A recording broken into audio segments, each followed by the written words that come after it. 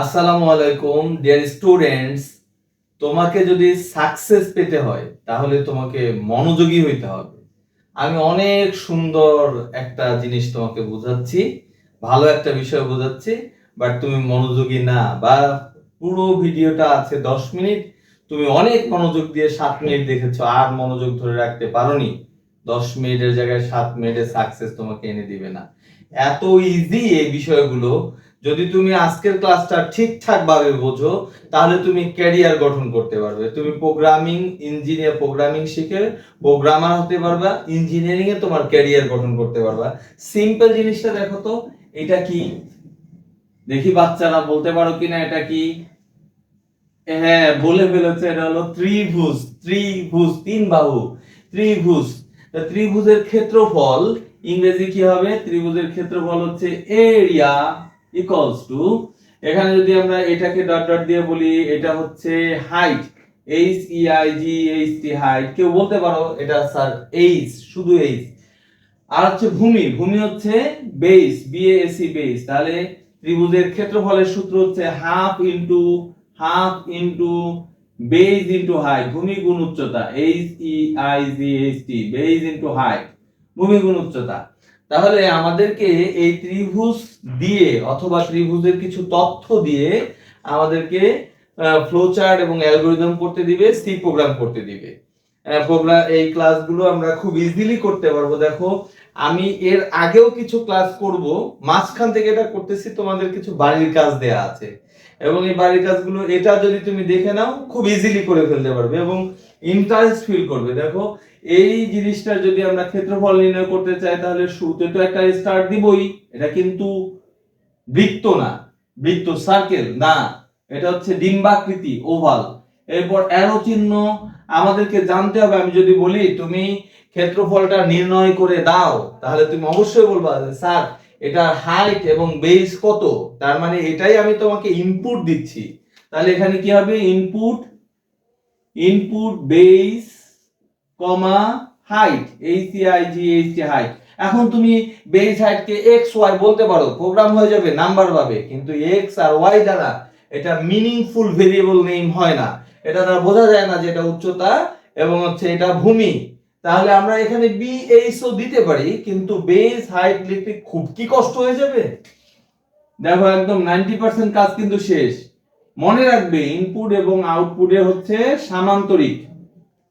এরপরে আয়তক্ষেত্র প্রসেসিং, একদম যেটা ওখানে লেখা আছে, এরিয়া ইকুয়ালস টু 1/2। এভাবে সি প্রোগ্রামিং ল্যাঙ্গুয়েজে লেখা যায় না, তুমি লিখতে পারবে এইভাবে, B A S E base asterisk H E I G H T height by 2, অথবা লিখতে পারবা 0.5 অ্যাস্টেরিক বেস অ্যাস্টেরিক এইচইআইজিএইচটি হাইট।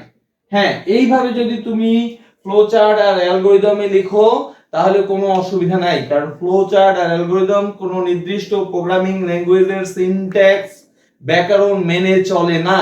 এখন তুমি আবার ডাউট দিবা যে স্যার এটা সি প্রোগ্রামে লেখা যাবে না? না।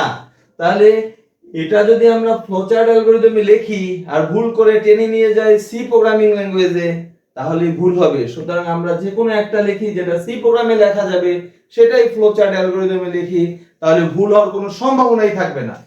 Area equals to base asterisk H E I G H T height, এটা হবে আয়তক্ষেত্র।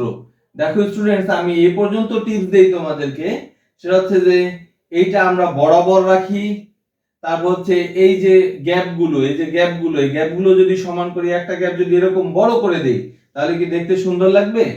এখানে যে সাইজটা আছে এটা যদি আমরা একটু সমান করে সুন্দর করে দেই, হ্যাঁ, এত কিছু মনে করো পেন্সিল টেন্সিল দিয়ে করা লাগবে না, বাট চোখের আন্দাজ যদি ঠিক থাকে তাহলে হয়ে যাবে। ঠিক আছে, আমাদের প্রক্রিয়াকরণ করা শেষ। আমরা কি করেছি, তুমি যদি হও একটা কম্পিউটার, আমি তোমাকে বেজ এবং হাইট ইনপুট দিয়েছি, তুমি অবশ্যই আমাকে বলবা স্যার এরিয়া হচ্ছে এত, ওটাই হচ্ছে আউটপুট। আমরা আউটপুটও বলতে পারি, প্রিন্টও বলতে পারি, প্রিন্ট এরিয়া, কাজ শেষ, এন্ড, এন্ড। তাহলে এটা একটু সুন্দর করে দেই, সেটা হচ্ছে যে যেভাবে আমরা ইনপুটের সাইজটা করেছিলাম সেভাবে আউটপুটের সাইজটা সমান থাকলে সুন্দর লাগবে। That's it. এখন এইটার অ্যালগরিদম, অ্যালগরিদম হচ্ছে স্টেপ 1 স্টার্ট, স্টেপ 2 এই যে এই লাইন বরাবর, স্টেপ 2 ইনপুট বিএসি বেস কমা height HEIGHT height. Step 3 area, step 3 area equals two BAC base অ্যাস্টেরিক বলছি আমি এখানে, গুণ চিহ্ন সি প্রোগ্রামিং ল্যাঙ্গুয়েজে নেই, এটা হচ্ছে অ্যাস্টেরিক HEIGHT হাইট। কাজ শেষ। স্টেপ 4 প্রিন্ট এরিয়া, আউটপুট দিয়ে দিলাম। ইনপুট প্রসেসিং আউটপুট, প্রোগ্রামের সংগঠন তিনটা, ইনপুট প্রসেসিং আউটপুট। স্টেপ 4 শেষ, স্টেপ 5 হচ্ছে এন্ড।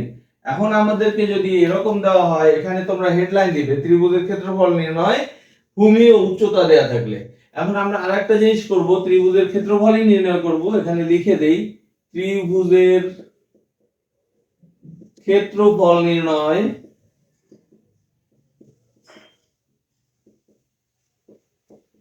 ভূমি ও উচ্চতা দেয়া থাকলে।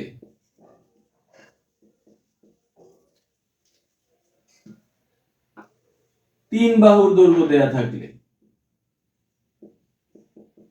দৈর্ঘ্য দেয়া থাকলে,